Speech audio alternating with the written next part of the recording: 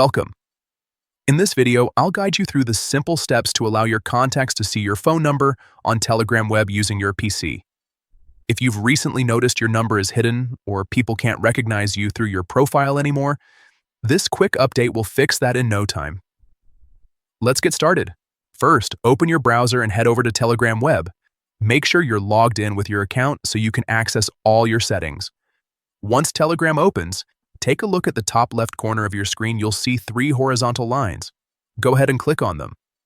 A side menu will slide out, showing several options. From here, select Settings. This is where you can manage everything related to your account, from notifications to privacy controls.